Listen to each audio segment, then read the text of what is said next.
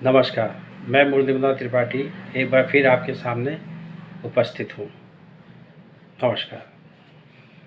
जैसा कि मैंने पिछले वीडियो में बोला था कि हमें अपने और अपने परिवार के बारे में या समाज के बारे में बात करनी चाहिए और उसकी शुरुआत अपने घर से ही करनी चाहिए।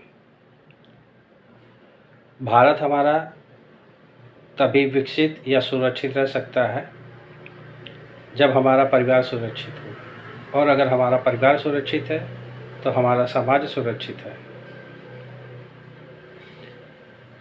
परिवार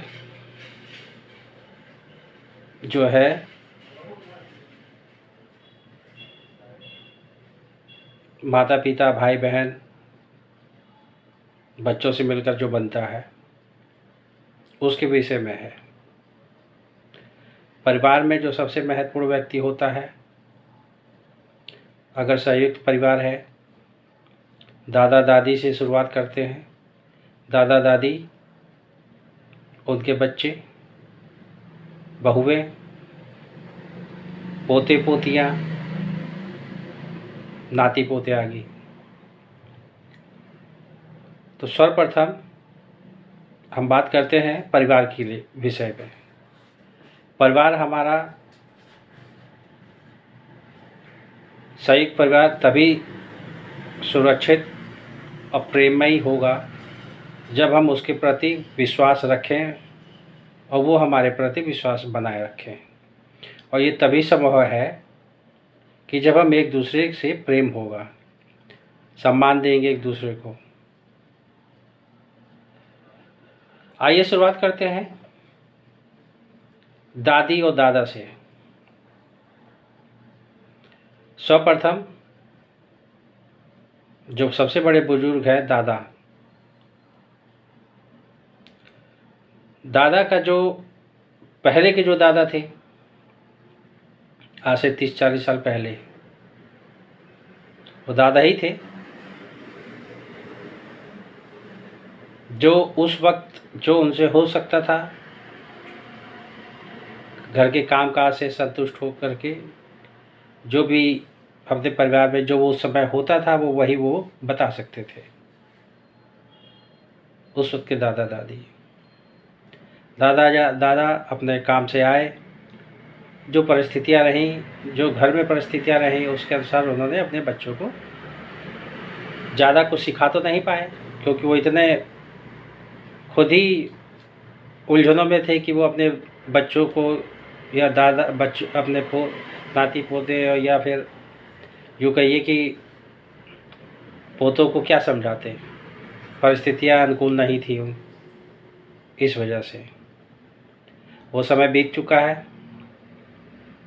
दादी भी हमारी वैसे ही थी, घर में रहती थी, बाहर निकलने की इजाज़त नहीं होती थी। वो भी घर की परिस्थिति के अनुसार बच्चे उस वक्त जो जैसा देख रहे थे अपने हिसाब से ही चल रहे थे। जैसे सड़क के किनारे लगा हुआ पेड़ राम भरोसे था, हम लोग भी राम भरोसे ही रहे हैं। जो देखा वही किया। अगर अपनी मर्जी से कुछ बाहर से सीख के आए तो कर गए, वरना फिर ऐसे ही रहा। आज वो चीज़ नहीं चलेगा। पहले जो हो चुका वो अब दोहराएंगे तो घातक होगा भविष्य के लिए। आज के समय में हर भारतीयों के घर में अगर दादा हैं तो ठीक, दादी हैं तो ठीक, नहीं है तो कोई बात नहीं। मगर जिनके घर में है, जो दादा लोग हैं, आज अपना समय वीडियो देख करके, टीवी देख करके, गप्पे मार करके गुजार रहे हैं। ये सही नहीं है। आपने ठीक है, आप अपना कर्तव्य किया, कर भी रहे हैं, उचित है। आप सबसे परिवार में सबसे बड़े होते हैं। आप नहीं संभले रहेंगे तो आपके बच्चे कहाँ से संभलेंगे। और आप दादा से बच्चों में असर नहीं, पोते पोतियों में ज़्यादा ध्यान रखना है।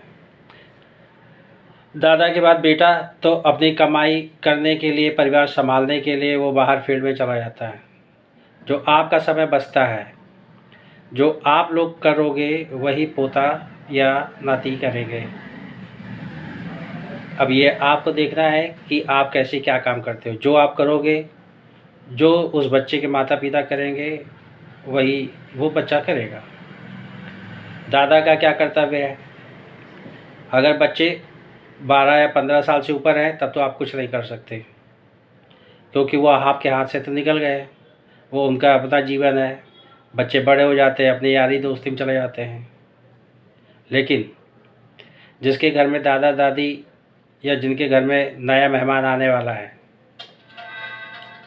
या जिसके घर में 5 साल से छोटे बच्चे हैं, अब आप उस बच्चों को ध्यान दीजिए। जो आप बच्चों को कोई चीज़ समझाइए नहीं, करके दिखाइए।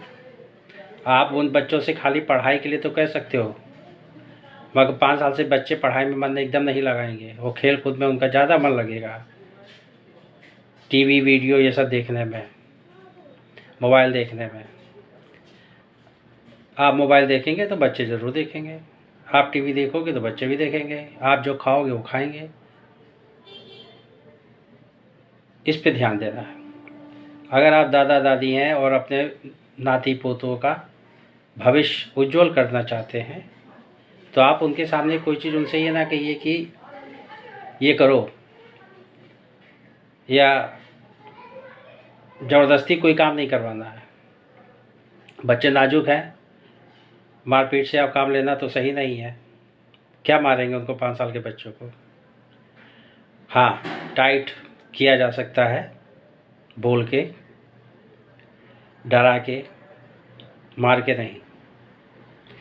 अब बात करते हैं दादा का कर्तव्य, जो हम सभी को करना चाहिए। अगर आप घर में बड़े हैं और दादा हैं, आप उस बच्चे के सामने अगर आप पूजा करते हैं, सुबह जल्दी नहा के पूजा पाठ ध्यान अगर करते हैं, तो बच्चा भी आपके साथ बैठ के वही करेगा।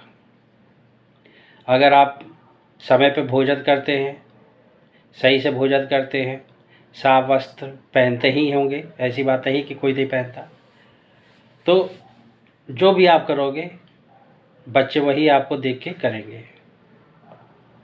तो आपका जो फ़र्ज़ है बच्चों के प्रति, सबसे पहले तो आप यही करिए कि उनसे कुछ कहे ना कि ये करो वो करो।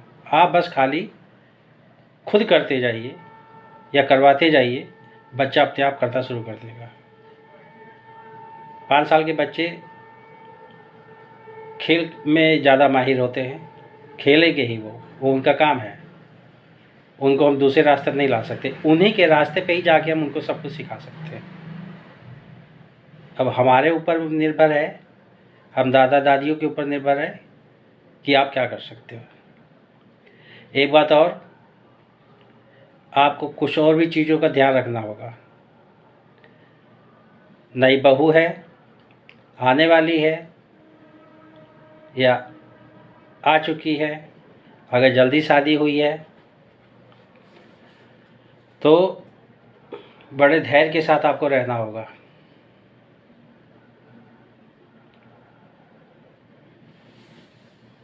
आपको ये समझना होगा कि बहू अभी हमारे परिवार में नई नई आई है, तो उसको हमारे परिवार के रीति रिवाजों की जानकारी, हमारे घर की जानकारी, परिवार के सदस्यों की जानकारी उतनी नहीं है। धीरे धीरे उसको आएगा। किसी प्रकार का बोझ उस पर फ़ौरन नहीं डालना चाहिए। बहू को ऐसा नहीं लगना चाहिए कि हम ससुराल में हैं,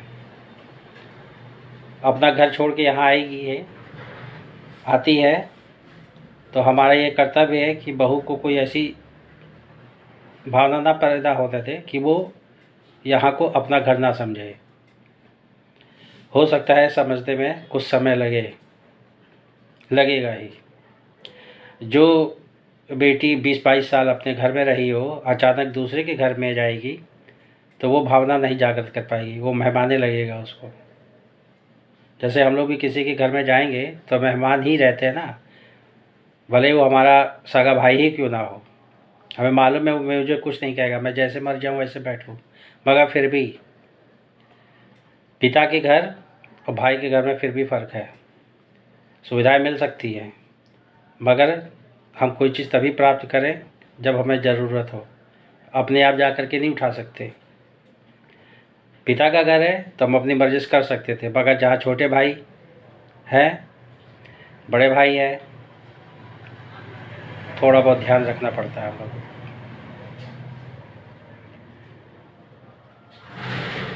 और जो चीज़ें हैं, सबके प्रति व्यवहार एक जैसा, पत्नी हो, बेटी हो, बहू हो, प्रेम पूर्वक भाव होना चाहिए। कोई भी काम आप करवाएं मीठा बोल के। अपनी पत्नी को कभी भी किसी बच्चे के सामने मत डांटिए, उल्टा मत बोलिए। बच्चा जो देखेगा वैसे ही होगा, बस यही करने की कोशिश करेगा वो। अपने बेटे और बहुओं से भी अगर बात करें, अगर वो समय है तो बात करें, नहीं है तो ना करें। अपने बेटे को जब बड़ा हो जाता है, वो उलझनों में रहता है, बहू भी परेशान रहती है, तो उसको ऐसा लगना चाहिए कि आप उस भाव को महसूस करें। हाँ, जो भी आपको तकलीफ़ है, तकलीफ़ अगर भारी है तो बताने में कोई हर्ज नहीं है, मगर उन लोगों को भी ऐसा लगना चाहिए कि ये पिता हमारे लिए हैं। वैसे तो आप है ही हैं, मगर जब एहसास नहीं होता है तो बेटा और बहू भी उस तरफ नहीं ध्यान दे पाते। आप अपनी अहमियत को जब उनको एहसास कराएंगे, तब आपके प्रति मोह जागृत होगा। ज़बरदस्ती का मोह नहीं हो सकता। शादी होने के बाद बेटा 2 भागों में बढ़ जाता है। परिवार की जिम्मेदारी होती है उसके ऊपर।